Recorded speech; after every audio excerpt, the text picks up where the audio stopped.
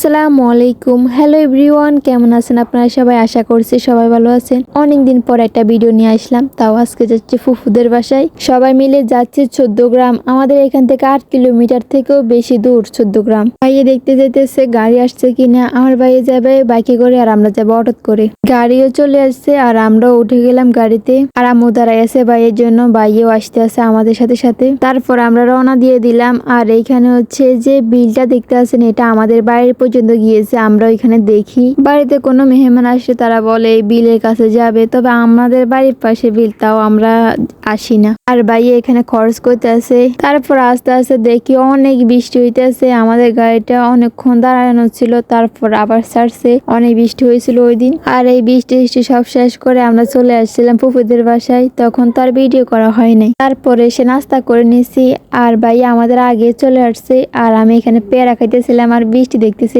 অনেক বৃষ্টি হইতেছিল তখন। আমরা যখন আসছিলাম তখনও বৃষ্টি ছিল আর এখনো বৃষ্টি, এখনো থামে নাই। আর আমরা এখানে ওই সিরপুরের কাপগুলো দেখে আমরা এগুলো নিয়ে আলোচনা করতেছিলাম। ফুফি বলতে আছে যে ওরা নাকি আরো কয়েকটা পাইছে, তবে ফুফি এগুলো বিক্রি করে দিছে।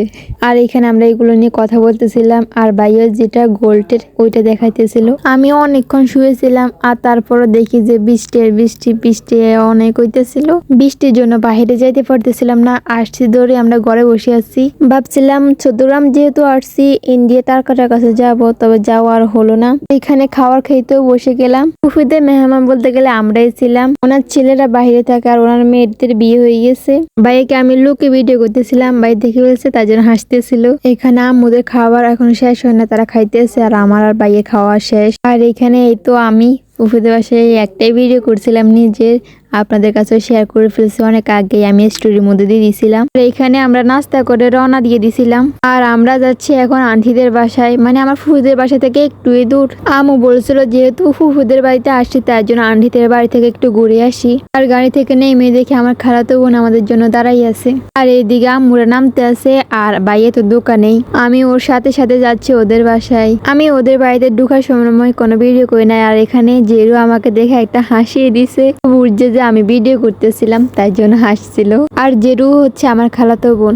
আইসে একটু বসলাম আর আম্মুরা আন্টিদের সাথে কথা বলতেছে। তারপর আমরা নাস্তা করলাম সবাই। আন্টিদের বাড়িতে নিয়ে আমার একটা ভিডিও আসতো, তবে আমি করি নাই আলসেমি করে। যখন আমার সাবস্ক্রাইব 10,000 হয়ে যাবে তখন আমি নিয়মিত ভিডিও দেওয়ার চেষ্টা করব। এখানে নিজের ভিডিও আমি নিজে করতেছিলাম আর ওইখানে ভাইয়া বসে আছে, আম্মুরাও বসে আছে। ভাইয়া তো টাকাই আছে যে আমি কি না কি করতে আছি। পরে একটা হাসি দিছে আমার ভাইয়া, আমি ভিডিও করবো সময় তার হাসি একটা থাকবেই।